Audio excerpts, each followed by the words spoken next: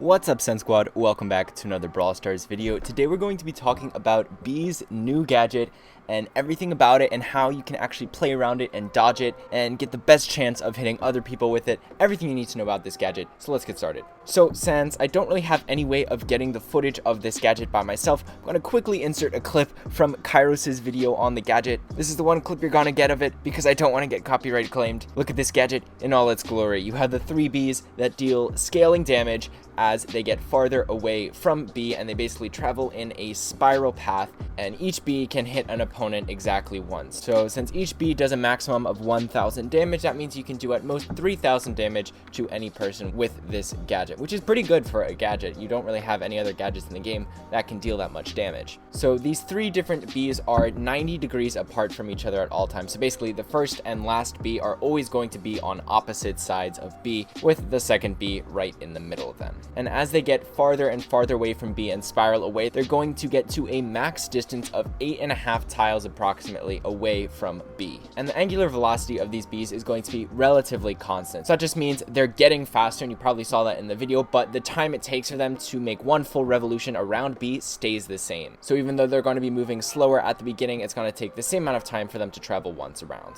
And each time they make a loop around B, they're 2.3 tiles farther out. And it turns out they each complete about 3 3/4 of a loop. So it loops around once, twice, 3 times, and then 3/4 of that last loop before they finally disappear. So we can actually use these numbers and create an equation using polar coordinates on a graph here. For those of you who care, this is the equation. But what's really interesting is this resulting spiral graph that you can use to basically visually see how these different Bs are going to be traveling. So in terms of the damage that they do at that very center point where they spawn, they start off with dealing 370 damage.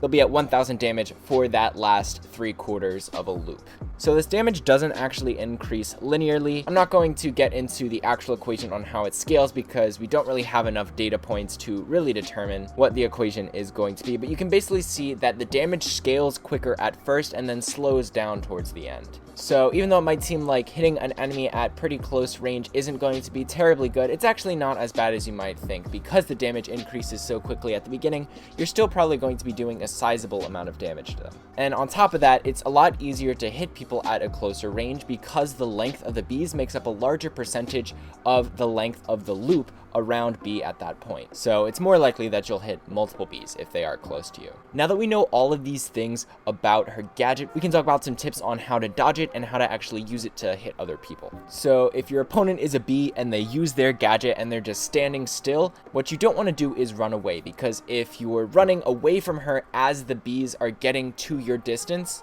then that's going to almost guarantee that you'll get hit. Because like I said, the Bs only get 2.3 tiles farther away from B every time they make a single loop. And since your hitbox is a bit over a tile and the width of the Bs is about a half a tile, that gives you less than a tile of a margin of error for if the Bs are going to hit you or not. And that's assuming that both you and the B are standing still. But when you're moving, you're definitely going to cross these 2.3 tile marks. And since there are 3 Bs, there's going to be damage happening at that specific position for a pretty long amount of time. So if you're moving away from the B, then you're probably going to get hit by at least one of the Bs at some point. So instead, what you want to do is definitely get behind a wall, because if you're not behind a wall, then she's probably going to kill you anyway. And then you want to wait until the Bs are just as close to you as possible without hitting you. So basically, on their next loop around, you think they're going to hit you. And then you want to start moving towards the B player, or at least in a direction that lets you keep your cover while still moving closer to the player. And that's going to give you the best chance of dodging that next loop around that was supposed to hit you, or at least have the greatest chance of hitting you. And the B player probably won't have enough reaction time to also start moving backwards and try to keep you at that same distance away from her. So you should be able to get a slight edge by making sure that you're moving towards the B right at the exact moment when you need to, when that next cycle is going to hit you. But before that point, you don't really want to walk towards her at all, because then it's going to be a lot harder to gauge when the loop is at that point where it's just close enough to you that the next loop is probably going to hit you. So try to just stand still behind a wall, or at least move away from her behind cover only until that point where you want to start moving towards her. But definitely don't move away from her at that point, because then you're just going to get hit like I was talking about before. And if you are using this gadget yourself, if you want to hit other people, a great way to give yourself the best chance of doing that is to sort of mirror their movements. So if they try to run away from you, then you have to chase after them, because that's going to guarantee that they stay within the range of your gadget. But once you see that the bees are about to hit them, what you want to actually do is just stop moving or move in the opposite direction, because then they're going to keep running away from you. And like I said before, running away from you is the worst thing they can do, because it's basically going to guarantee that they get hit. So if you just stop moving after chasing them, then they're likely going to continue running, and then will probably get hit by the gadget. And if they're not running away from you, if they're running towards you, then you just want to move backwards and make sure that you keep the same distance between you and them, because that's going to prevent them from getting that advantage that I was talking about before, where they move towards you at the right time and essentially dodge the next loop of the bees. And those are basically the tips I have for this gadget. I hope you enjoyed, found it really helpful.